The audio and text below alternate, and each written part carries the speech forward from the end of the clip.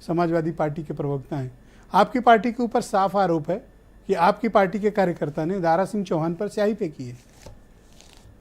ब्रिजेश जी, देखिए ये अखबार है और इस अखबार में जिस आदमी ने स्याही फेंकी थी उसका बयान है, और हमारे भारतीय जनता पार्टी के जो प्रवक्ता हैं, और आप भी आपने पढ़ा होगा ज़रूर कि जो प्रिंस यादव है उससे जिस आदमी ने स्याही फेंकी थी उसके प्रिंस यादव से क्या कनेक्शन है, और ये बेसिकली क्या है कि सिंपैथी गेन के, क्योंकि दारा सिंह चौहान जी को तो लग रहा है कि वो इलेक्शन हार गए हैं और भारतीय जनता पार्टी को भी ऐसा ही लग रहा है, तो वो एक सिंपैथी गेन करने के लिए इन्होंने किया, मगर ये एक्सपोज हो गया अनफॉर्चुनेटली, बहुत अच्छी तरह से इसको प्लान नहीं कर पाए।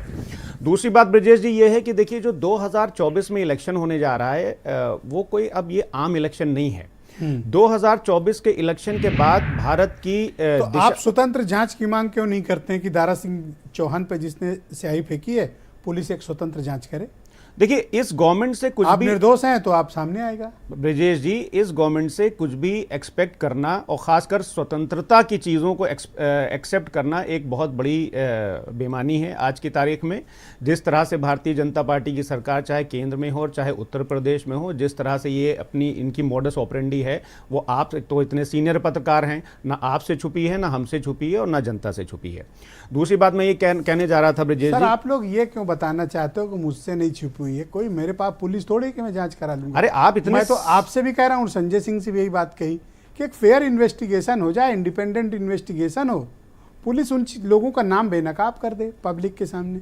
ये करा रहे हैं। जिस आदमी ने ब्रजेश जी स्याही फेंकी, जब वो कह रहा है कि भारतीय जनता पार्टी के नेता ने उससे कहा कि स्याही फेंको, तो फिर मुझे लगता है कि अब इसके बाद जांच की अगर कोई जरूरत हो तो बिल्कुल हो जानी चाहिए जांच। लेकिन यह है कि भारतीय जनता पार्टी का खेल बुरा है, ये सब पर भारी पड़ेगा एक दिन। किसका खेल बुरा है? आग का खेल ब्रजेश जी भारतीय जनता पार्टी का बुरा है, जो कि भारी जो भी आग से खेल रहा है वो सब खतरे में है। जो जिन्हें मजा आ रहा है वो भी खतरे में है। ब्रजेश जी, जो खेल भारतीय जनता पार्टी कर रही है उसका जो अंजाम होगा वो देश आने वाली तारीख में भुगतेगा। क्योंकि आप देखिए साइकोलॉजी समझिए ब्रजेश जी। मैं आपको एक गंभीर डिस्कशन की तरफ एक 10 सेकंड के लिए ले चलता हूं। भारतीय जनता पार्टी क्या है कि माननीय अखिलेश यादव जी के पीडीए से इतना घबरा गई है कि ये एंटी ओबीसी गेम इस टाइम खेल रही है।